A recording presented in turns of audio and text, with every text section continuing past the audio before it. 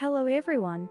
Today, I would like to share the amazing and touching travel story the narrator experienced in Korea. Before today's storyteller came to Korea, like many people, I had some prejudices. However, while traveling, I learned a lot and had experiences that exceeded my expectations. I think there are often many misunderstandings about how Koreans are viewed overseas. I would like to tell you the many touching stories that the storyteller, who had such prejudice, encountered while traveling in Korea. Before I begin the story, I would like you to join me on this journey. Well then, shall we watch it together? Hello, my name is Freya. I was born and raised in London, England, and came to Korea with my friend Elliot, who made me who I am today. We love traveling to new places every year, broadening each other's perspectives and experiencing new cultures. This time, I chose Korea due to Elliot's suggestion that I want to experience East Asian culture firsthand. In fact, for me, who had more doubts than expectations about Korea, this trip was truly an adventure.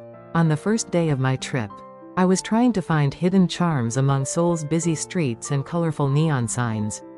Unlike me, who was a little worried about exotic food, Elliot was very excited.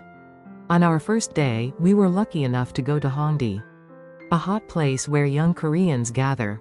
Did you know that street performances were very active there?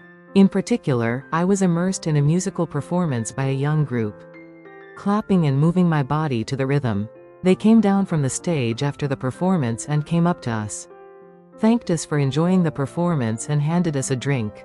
I felt like I won a prize drawing. Elliot and I felt good about their warm consideration. On the second day, we visited a cultural heritage area to experience the coexistence of Korea's past and present. Among the historic streets and old buildings, I was able to experience Korea's past, which I had only heard about. That day, a Korean woman came up to us with a friendly smile and hand gestures, handed us warm teacups, and explained a simple way to drink tea. For us who didn't fully understand Korean, he tried to communicate by using hand gestures. In the short conversation I had with the lady over a cup of tea, I was able to really feel the warm heart of Koreans. I thought that if there were people who spoke different languages, I wouldn't be able to talk to them. I think that Korean people try to figure out the situation. After encountering it and work through it, I think I got to experience that Korea's quick-paced culture wasn't just created. One day, while walking down the street, we came across an interesting and pretty sight. The road and surrounding areas are colored yellow, and there are some armored men at the crosswalk, who look like they are holding flags. Of course, school zones exist overseas, but I've never seen a place with a well-organized system like Korea. I was moved to see the efforts made to ensure that children can go to school safely. In this way, I learned that Korea is a country that cares about details in life. It was an incident that made me understand why Korean children can go to school without their parents. It's a surprising thing overseas, but I thought that if a system like this was in place, we wouldn't have to worry so much about school dismissal times. Of course, I think it would be good if a school zone system like Korea was created after solving the security problem. I felt Korea's consideration in seeing how they do their best for the children, even in such small details. After that, we visited Myeongdong, famous for its street food. There, I encountered another truly unique sight. They look like Asian people, but the people at the front are holding small flags and walking behind them. I see a lot of teams like that. It was so funny at first. Although they were forming a line, their chaotic and noisy speech and behavior made me know which country they were from.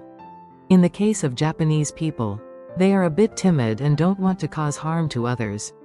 And if they were Koreans, they probably wouldn't have held up a flag and walked along. I burst out laughing at the thought that he must have walked faster than the person holding the flag. We followed some tourists around Myeongdong and enjoyed some delicious local street food. Elliot, who was experiencing foods such as tteokbokki, hotteok, and sundae for the first time, was busy eating them with admiration. Before I knew it, darkness had fallen, and without realizing it, I was immersed in the sight of Myeongdong's neon signs, brightly lighting up the streets.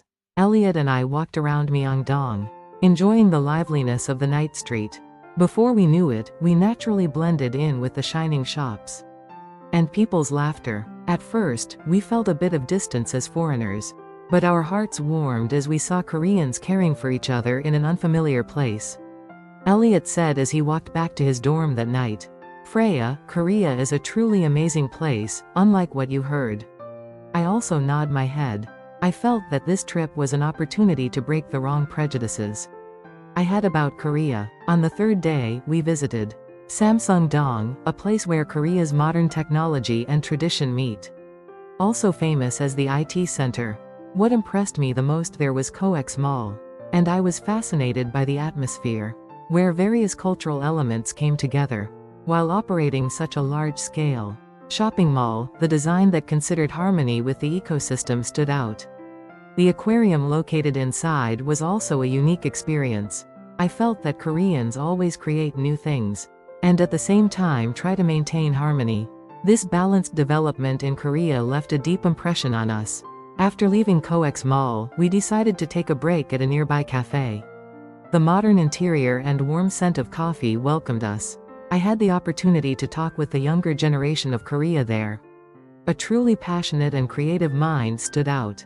They were knowledgeable about the world and willing to accept diverse views. This scene really touched me, and helped me understand why Korea developed so quickly.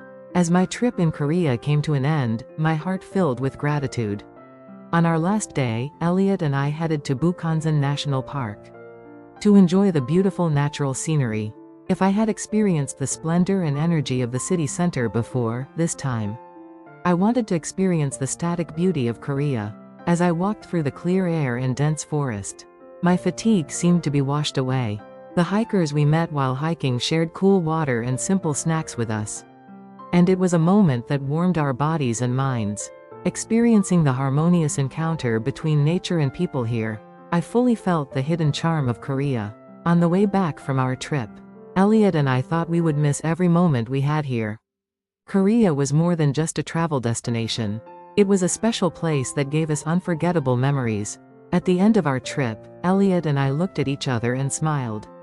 When I first arrived in Korea, I was filled with fear and curiosity. But now I was leaving with a heart filled with warmth and gratitude. Our experience in Korea was more than just sightseeing. We were deeply touched by the kindness and understanding of the people we met here. I believe that what I have learned and realized through this trip will have a great impact on my future life. I hope you can overcome your prejudices and discover the hidden charms of Korea. Thank you for watching. Subscriptions, likes, and notifications are of great help in video production. Thank you.